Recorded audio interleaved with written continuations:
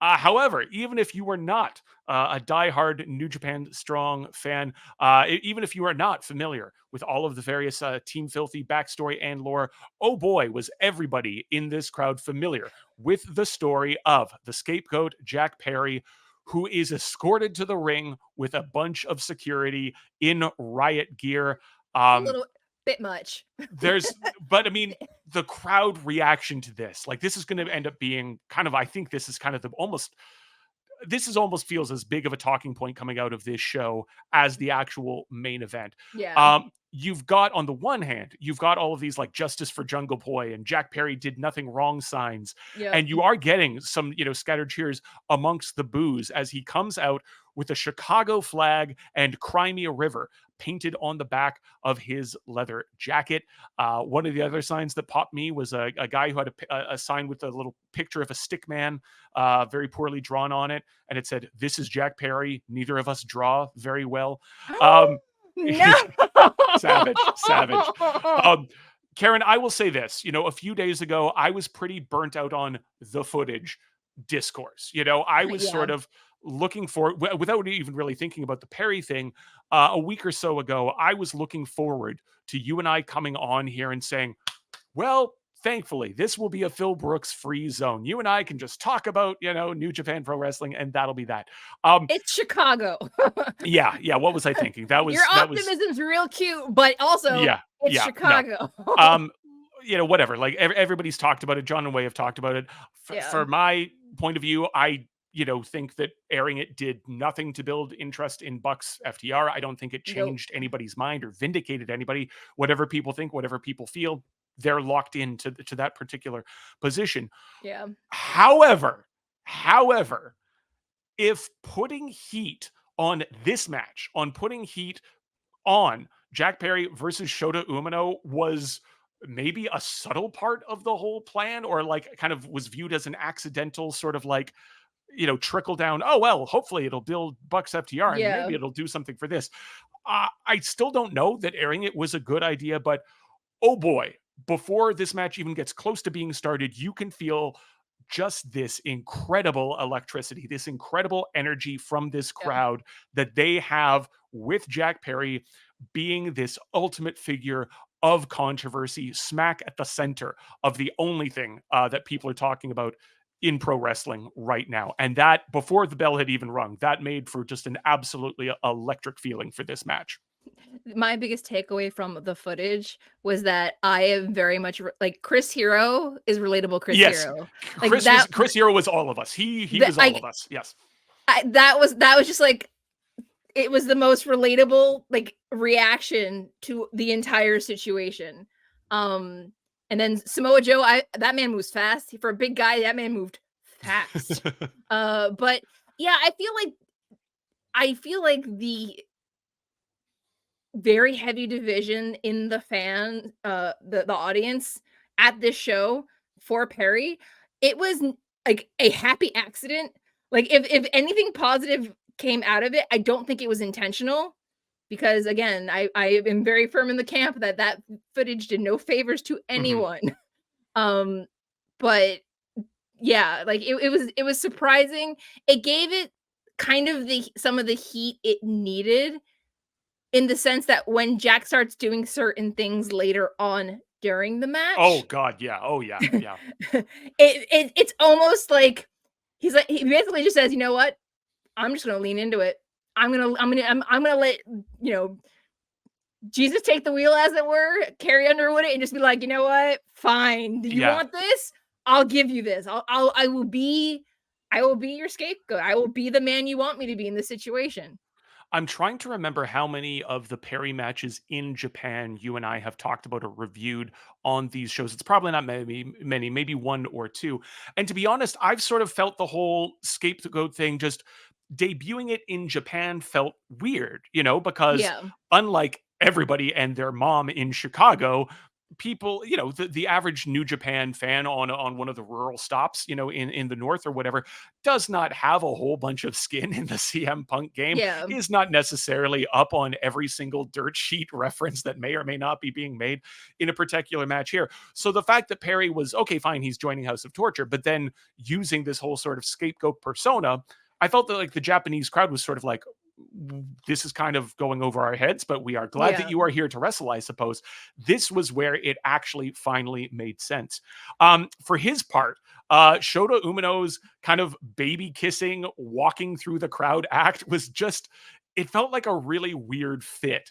The crowd, this crowd did not want to cheer for someone in opposition to Jack Perry. They wanted to either boo Jack Perry, or a portion of them wanted to cheer Jack Perry.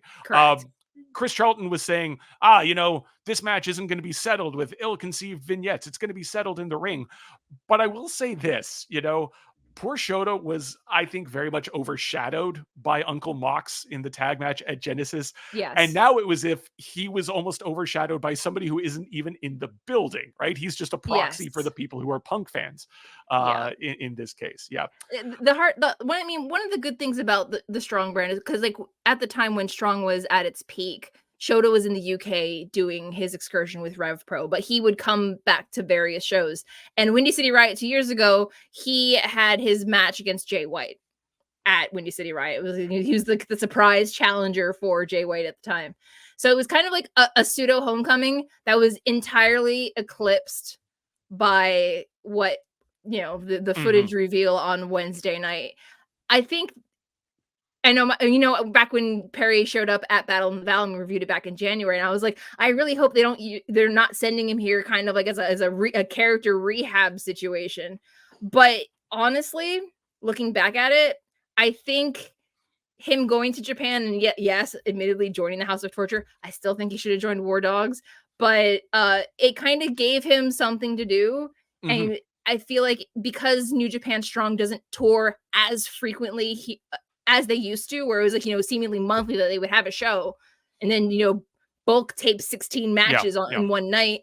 It's him going to Japan and being part of a faction where they could kind of showcase him without like detracting from too many other storylines. It was probably the smart move, but also kind of gave the Japanese fans some reason to be invested in the match. Besides the fact that yay, Shota Umino is getting another Yeah. singles match. Yeah, definitely. And Excuse there me. was there was there was a lot to be invested in, as you say, by the time it builds up towards this. Because again, the people who have been tracking all of the drama and whatnot, fine, maybe they're not watching every single like Road to show, or all of the various smaller shows that have been happening in Japan up until this point, but they're aware that Perry is over there. We get Scapegoat and Oh Crimea River, the Seven Nation Army melody chants happening as Jack Perry is getting the strongest reactions of his career from this crowd. Walker Stewart goes so far as to say, and I'm quoting here, that there are some people who hated the Messiah because he spoke the truth. And that could be the case for Jack Perry. And look, Walker, I know that Jack Perry's dad was a big deal, but come on, that seems a little bit I mean, his sacrilegious. dad, yeah. His dad might have been God to various 90210 viewers back in the 90s and Hey, 80s. man. I'm not sure. I'm not sure. I wasn't. But before the Obi-Wan Jesus photos, we all had Luke Perry posters on our walls. Don't judge us. um, in terms of the match itself, so much of this was made up of pausing and giving the crowd time to react. And for Perry to engage with them, that it's kind of difficult to recap this match as a Yeah. bell to bell thing. To the point that we just spent 6 minutes talking Yeah. about kind of the entrance into it. Um, when the match actually starts, the reaction for Perry as he applies a front guillotine straight out of the footage instantly within whatever that was, a minute and a half, 2 minutes into this match. Oh, he's going to be leaning into it the whole way through. And the heat, the reaction, the roar that spot caused from both people who are pro Perry and people who are pro Punk, and it was one of those cases where the louder one side cheered, the louder the other side had to cheer. The only comparison that I can make are those cases in whether it's a playoff game or not, a case where you have some sort of sports game, some sort of sports match where you have kind of equal representation of the two teams' fan bases, where neither team really has home advantage. You would Yeah. think, oh, it's Chicago, right? Clearly, it's going to be an entire home field advantage, Yeah. for hating on Perry, but it wasn't, and it really just ratcheted everything up. For his part, Shota at one point leaned into things by doing the old Jungle Boy wave, and got a great reaction to that. And there's a little Tarzan boy sing along that happened out of that. Shota then did his inside out DDT onto the apron. And I do want to say this about Shota. I'm somebody who is often quite critical of him. That inside out DDT onto the apron, that is a really cool move. It feels unlike basically everything else in his moveset. That feels distinctly him. It feels like something that, Yes. like, okay, cool. That's something that is him, and that's something that he can hold on to and build on. It isn't given to him by Mox. It isn't given to him by Osprey. Great, cool. I feel like he should sort of underline that and make that really one of his signature pieces. We get dueling. You got choked out, and no, he didn't chants happening throughout this. There is a low blow from Perry after he pulls the ref in. There's a draping DDT on the floor and a tiger driver back inside, which get him a 2 count. Perry spits in Shota's hair, prompting some boo, yeah, forearms from both men. Shoto gets the ignition neckbreaker for a 2. Perry escapes the Death Rider, hits a poison Rana, and then ducks the Blaze Blade and hits an unprettier in a nod to yet another vet that he has a long-standing, much more worked feud with. The Glassjaw running knee gets a 2, and the crowd is chanting then for the GTS, and Perry ramps them up even further by doing CM Punk's signature knee running into the corner. He then signals for the GTS, but Shota Umino reverses it into a DDT, hits the Blaze Blade, and then a Death Rider pins Jack Perry at 15 minutes. Like I've been saying, I can't even rate this in terms of a match in the way that I normally like to do with New Japan. I Yeah. sort of say, compared to WWE and whatnot, New Japan is my little sanctuary where I can just watch bell to bell product, and it's a sports based presentation. That's what I like. It all, man, give me as much G1 as I can take. This was the rare exception where I was happy to have something that was very, very different from that on a New Japan show. This was a crucible. This was a referendum on forces and narratives much, much, much, much bigger than either of these two competitors. And I will say that I was fully sports entertained by this match, Karen.